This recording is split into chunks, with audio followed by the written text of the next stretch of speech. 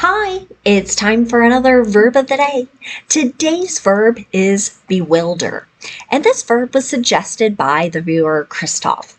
And full disclaimer, I might not have the name exactly correct, but I'm basing it on the username.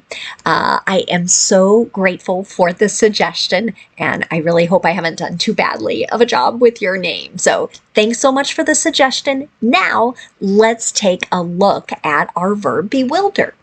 It really just has one meaning, and that is to cause someone to become perplexed and confused.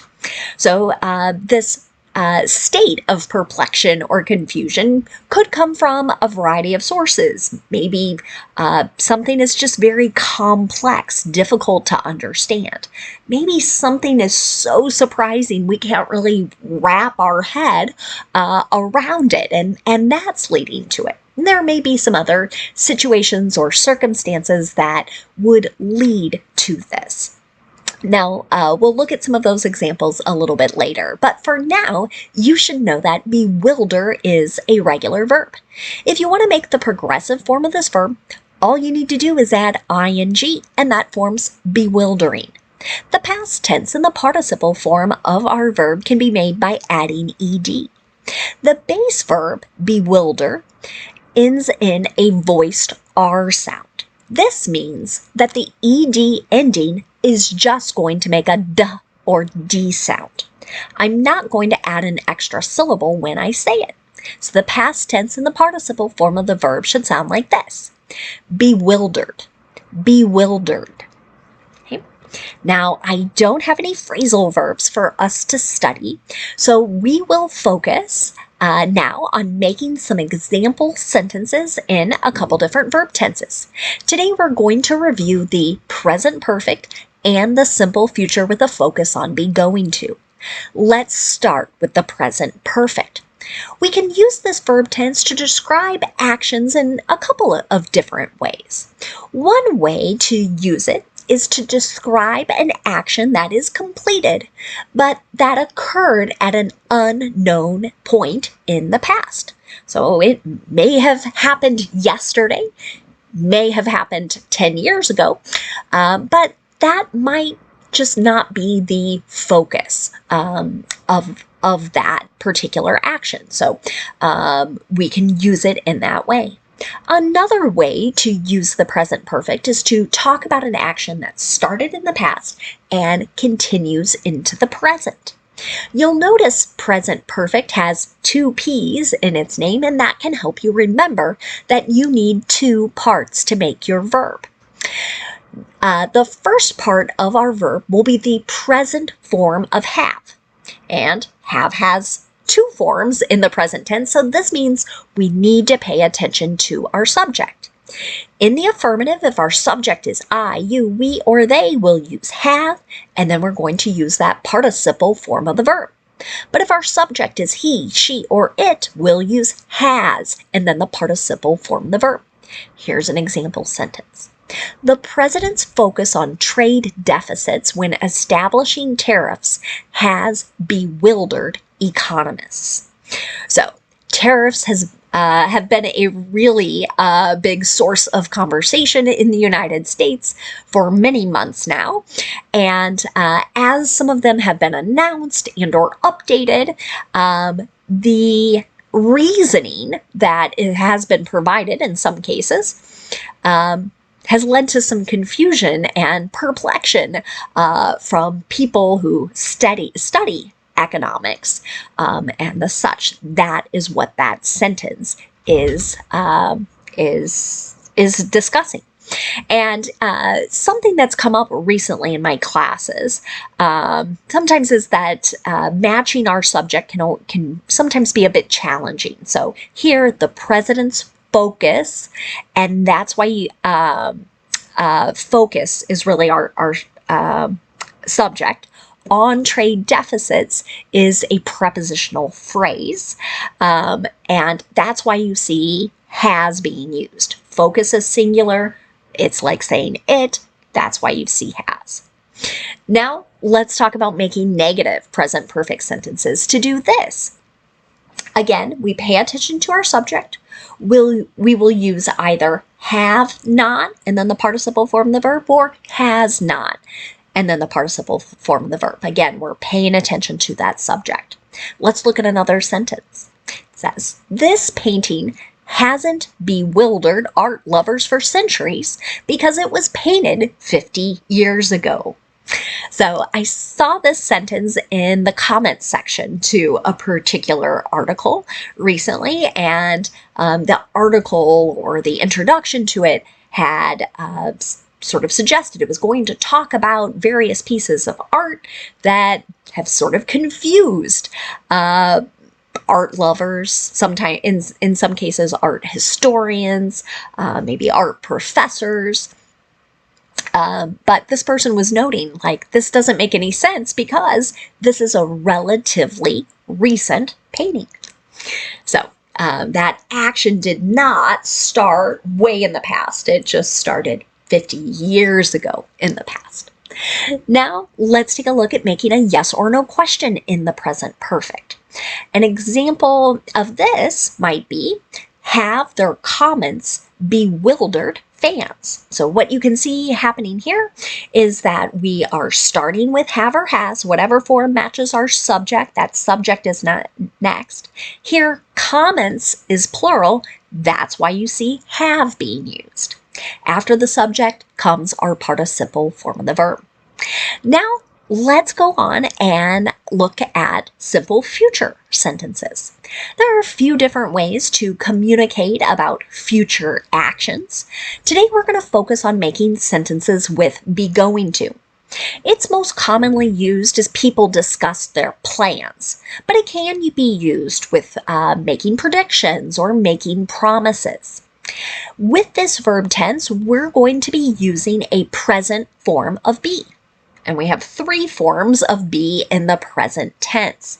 So again, I have to pay attention to my subject. If my subject is I'll use am, going to, and then the base verb.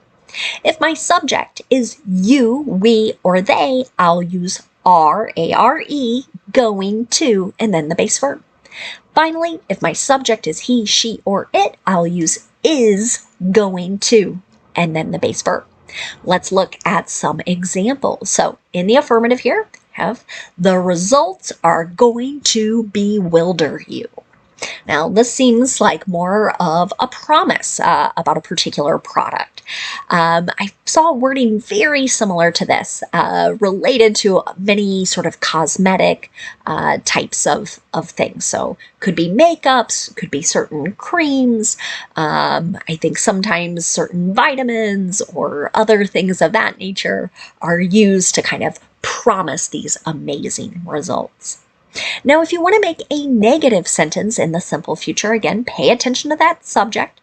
Use the present form of be that matches, followed by not, going, to, and the base verb. Here's another example.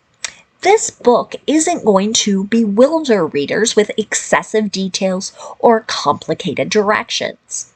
So I mentioned earlier that sometimes the complexity of things might cause that state of confusion. Here, again, this sounds like a bit of a promise or a prediction that this particular text is not going to cause that state. Finally, let's look at making a yes or no question with be going to. To do this, start with a form of be, whatever form matches your subject, that subject comes next. Then use going to and then the base verb. Here's another example. Is the supervisor's hands-off style going to bewilder the team? So there are many different kinds of sort of leadership philosophies or strategies. Here, hands-off means someone maybe is not dictating every little move. It's kind of a contrast to someone we might call a micromanager. And some people really enjoy this style, others not so much. It sounds like from this question, maybe we had that more controlling kind of manager before, and maybe that person led with that style for a very long period of time. And now we're kind of wondering, is if that person does not act in that way, is it going to lead to confusion from the others that they are managing? Now let's move on and look at some words that are related to our verb bewilder. And the first word we'll discuss is a noun form of this word. It's bewilderment.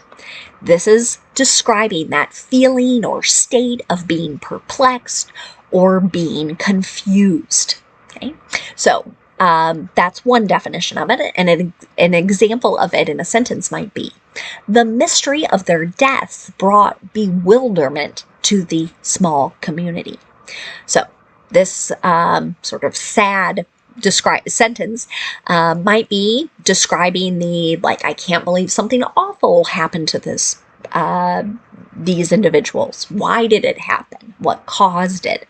If it's related to some type of crime and we don't know who did it, that could also cause worry and kind of a state of, could it happen to someone else, or could it happen to me? A second way to use the noun bewilderment is to refer to a complicated or confusing state or condition. An example of this might be, there's a bewilderment of cords behind this entertainment station. You might think all kinds of wires and things kind of being crossed, and that is the complicated or confusing condition. I don't know, they're all black in color. I can't tell which one this is connected to or where it's plugged in, etc. I also like to point out that bewildered can be an adjective. When we use this word as an adjective, we're describing someone who has the feelings of being perplexed, confused, or very puzzled. An example of this might be, why do you have such a bewildered look on your face? Okay. So it's describing the person who has that particular appearance or of being confused. And I always like to contrast it with the adjective bewildering. This can describe something that is perplexing or confusing. So here we're describing the thing causing that particular state. An example of this might be, the directions they gave were bewildering. What it means is the directions are causing the confusion. Okay? Hope that helps. Sometimes those ed versus ing verbs can be bewildering. One last word for us today. It's the adverb bewilderingly. This is describing something done in a way that causes confusion, perplexity, or uncertainty. An example of this might be, the coach has given the team bewilderingly large workloads early in the preseason. So here, our adverb is describing the adjective large, and it's maybe more than just surprising, it's almost shocking.